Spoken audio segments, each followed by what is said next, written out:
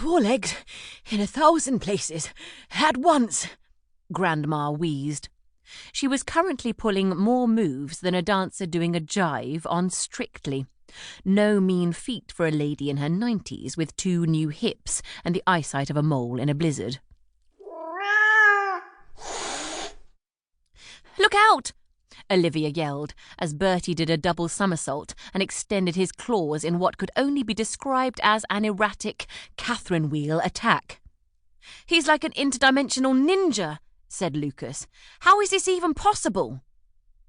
It was possible, as all 3 people and 1 very old cat knew, because today was check-up day.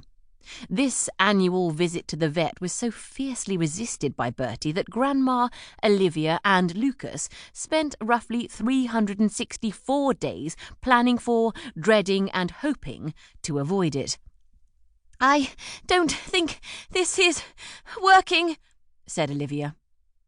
Grandma had managed to grab hold of Bertie's tail for an instant, but then it had slipped from her fingers and swooshed down to sweep her feet from under her, depositing her with a loud whoomph into an armchair. "Oof!" Bertie screeched and leapt onto the narrow ledge above the window. "We need a different plan," Grandma suggested, fanning herself with a copy of Amateur Brain Surgery Weekly. "I still think the toy mouse on wheels would work," said Lucas, holding up a piece of string that was frayed at one end. "If we can even find it again," Olivia pointed out. "Bertie gave that toy mouse such a fright it ran away." "What if we scare him into his carrier?" said Lucas. "Scare?" said Grandma. "That cat is about as frightened of us as a ghost is of a graveyard. The only way to scare that cat is to threaten him with a lion." Lucas and Olivia looked at each other. "No," said Grandma. "Well, okay, maybe not a lion," said Lucas, the crumb of an idea appearing in his head. "But what about—" "An army of wild men from the frozen north?" said Grandma. "An alien invasion?" said Olivia. No, said Lucas. "Something loads of boys are scared of." "Washing?" said Olivia. "Oi!" said Lucas. "No, I mean girls. A girl cat.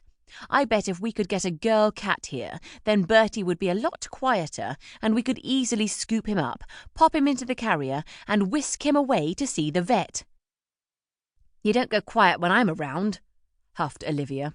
"That's because you're my sister and therefore a different creature entirely," said Lucas.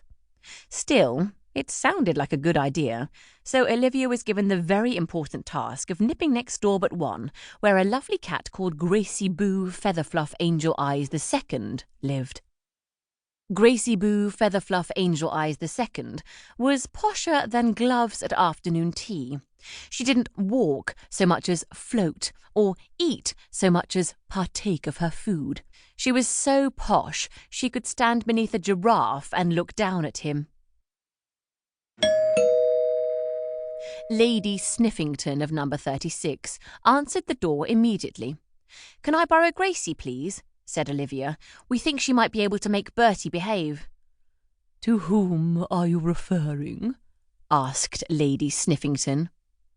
Olivia coughed and cleared her throat. "I mean, can I borrow Gracie Boo Featherfluff Angel Eyes II, please?" Said Lady Sniffington. "You may, but be careful. Darling Gracie Boo Featherfluff Angel Eyes II must not mingle with any cats except Bertie. You just don't know where any of those other cats have been." Barely a minute later, Gracie Boo Featherfluff Angel Eyes II was stuffed into Olivia's arms. Olivia looked into her eyes. They seemed capable of calming a storm. "You'll do nicely," she whispered.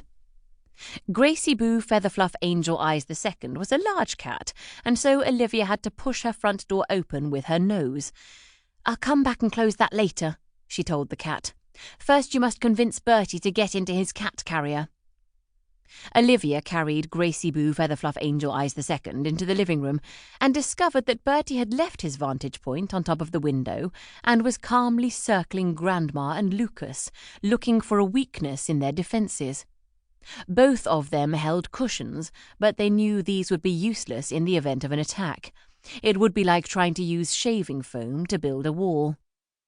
Olivia placed Gracie Boo Featherfluff Angel Eyes II on the floor beside the cat carrier and stepped back.